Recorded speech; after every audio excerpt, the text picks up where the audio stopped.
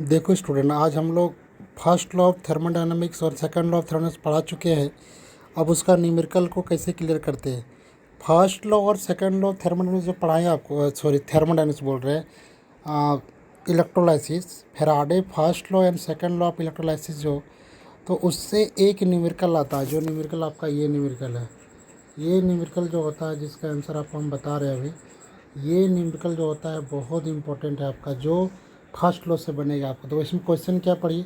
Question बोल रहा है ए solution of copper sulphate is electrolysed for 10 minutes with A current of 1.5 ampere. What is the mass of the copper deposited at the cathode. Question में बोल रहा है, question में ये बोला जा रहा है कि एक जो होता है आपका, इसको हम लोग आपको समझाते हैं किस तरह है क्वेश्चन। क्वेश्चन आपका इस तरह का है कि एक जो होता है पहला नियम से बनेगा। एक आपका जो है सब वेसल है, यहाँ पर एक इलेक्ट्रोलाइट डाला गया है, एक इलेक्ट्रोलाइट डाला गया है, और इसमें जो करंट देते हैं, करंट, वो करंट जो होता है 1.5 एम्पियर का है। और ये जो होता है कितना समय के लिए डाल दिया जा रहा है, 10 मिनट के लिए टाइम दिया हुआ है, 10 मिनट। अब देखिए अगर हम बात करें तो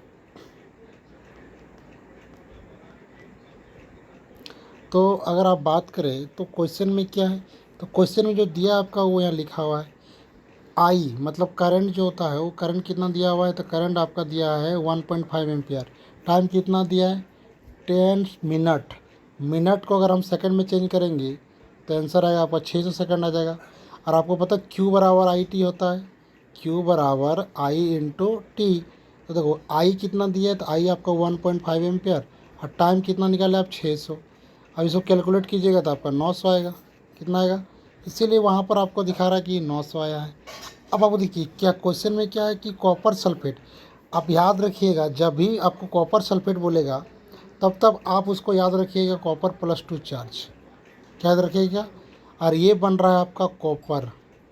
सुनो एक बार मेरा बात, क्या बोल रहे हैं, जब भी आपको कॉपर सल्फेट बोलेगा तो कॉपर सल्फेट को आप कॉपर मानिएगा। और ये कॉपर सल्फेट का जो कॉपर सल्फेट का Cu+2 चार्ज है वो बन रहा है आपका कॉपर। तो कॉपर +2 से कॉपर बनने में कितना इलेक्ट्रॉन का ट्रांसफ़र है, 2 इलेक्ट्रॉन का ट्रांसफ़र है। कितना इलेक्ट्रॉन ट्रांसफ़र है, 2 इलेक्ट्रॉन का। और वो रिपीट कर देखो यहाँ पे आई दिया 1.5 एम्पियर, टाइम दिया आपका 10 मिनट, सेकंड में चेंज किए 6 सेकंड। तो क्यू बराबर होता है आई इंटू टी, और आई इंटू टी से आपको टोटल क्यू कितना मिल गया आपका 900 कूलम।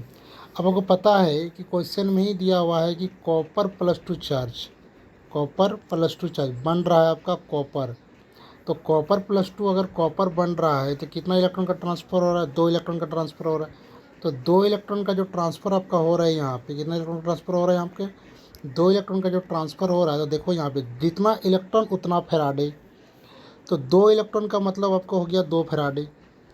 तो 2 फेराडे जो कॉपर है वो डिपॉजिट करता है, यहाँ साफ साफ लिखा हुआ आपका 63.5।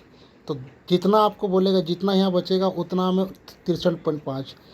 2 फेराडे ऑफ कॉपर जो होता है वो 63.5 बनाता है। कितना बनाता है, तो 2 फेराडे, और 1 फेराडे का वैल्यू कितना होता है 96500 कूलम।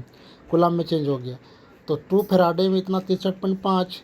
अब इसको अगर हम लोग बात करें तो ये 2 फेराडे में इतना हो गया, एक स्टेप आगे बढ़ा दिए तो 2 फेराडे में इतना, तो 1 फेराडे में कितना होगा, एक तो 2 फेराडे में इतना, तो 2 इंटू 96500 बराबर 63.5।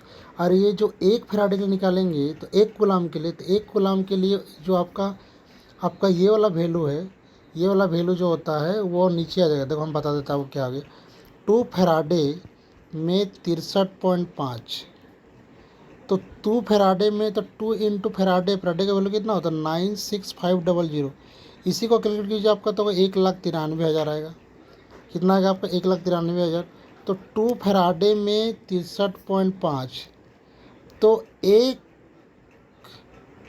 2 मतलब ये आ गया आपका 1,93,000 कूलम में भी उतना ही 63.5। लेकिन अगर 1 कूलम का बात करेगा तो 63.5 और आपका हो जाएगा 1,93,000।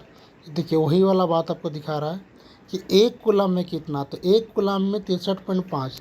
अगर 1 कूलम में 63.5 तो आपका 900 कूलम आंसर दिया है। तो 900 कूलम में कितना, तो 900 कूलम में आपका 63.5 बटे 1,93,000 देखो 0 और 900। अब इसको कैलकुलेट कीजिए, आपका आंसर आएगा 0.296।